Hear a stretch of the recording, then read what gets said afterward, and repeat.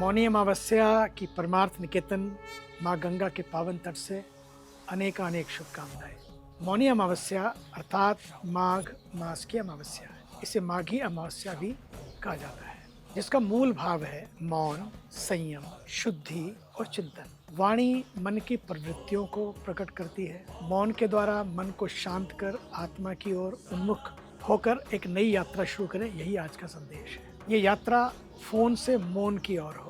बहुत व्यस्त हैं हम फोन पर, खुद को भी भूल गए हैं, कर्तव्यों को भी भूल गए हैं, पारिवारिक रिश्तों को भी भूलते जा रहे हैं। इसलिए ये यात्रा आज से फोन से मौन की यात्रा हो। मोबाइल फास्टिंग से शुरू करें, कुछ घंटे ही सही, मौन तो करें लेकिन मोबाइल फास्टिंग भी करें, बात बन जाएगी। हमारे शास्त्रों में पद्म पुराण, स्कंद पुराण तब महाभारत में मौन व्रत को बहुत श्रेष्ठ तब कहा है। मौनी अमावस्या पर मौन धारण करके स्नान, दान और जप करने से मन, वाणी और कर्म तीनों की शुद्धि होती है। इसी तिथि को महर्षि मनु जी ने तप द्वारा आत्म साक्षात्कार प्राप्त किया था। जब सृष्टि की रचना की जा रही थी, तब समाज को धर्म, मर्यादा और कर्तव्य का मार्ग दिखाने के लिए महर्षि मनु ने कठोर तपस्या का संकल्प लिया। वे हिमालय में मौन व्रत धारण कर ध्यान में लीन हो गए। उन्होंने न केवल वाणी का त्याग किया, बल्कि मन, इंद्रियों और अहंकार का भी पूर्ण संयम किया।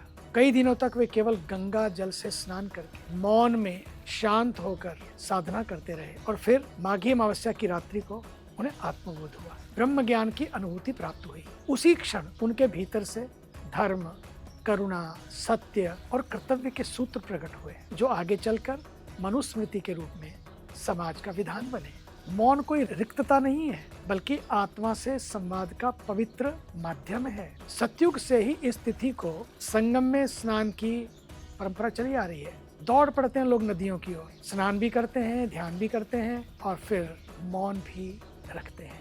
कई तो 24 घंटे तक मौन में रहते हैं, कई पूरा महीना ही मौन में रहते हैं। जिसके पास जितना भी समय है, मौन करो पर करो। महर्षि वेदव्यास जी ने तो इसे माघ स्नान की सबसे श्रेष्ठ तिथि कहा है। पद्म पुराण में बड़े प्यारे ढंग से कहा है, माघे मासी अमावस्या मौन व्रत परायण स्नात्वा गंगा जले पुण्यम सर्व पाप ही प्रमुच्यते।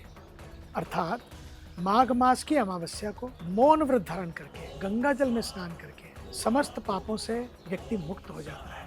मौनी अमावस्या को किया गया संगम या पवित्र नदियों में स्नान अश्वमेध यज्ञ के फल के समान माना गया है, अर्थात इसका बहुत बड़ा महत्व है। मौन केवल वाणी का संयम नहीं, बल्कि मन, इंद्रियों और अहंकार का पूर्ण नियंत्रण है। आज के अशांत, भौतिक और तनावपूर्ण जीवन में मौनी अमावस्या हमें मौन, ध्यान और संतुलन का स्मरण कराती है। वास्तविक शक्ति शब्दों में नहीं, बल्कि शांत चेतना में निहित है। मौनी अमावस्या भारतीय सनातन संस्कृति की वो दिव्य धरोहर है, जो हमें बाह्य कोलाहल से हटाकर अंतरात्मा के प्रकाश से जोड़ती है।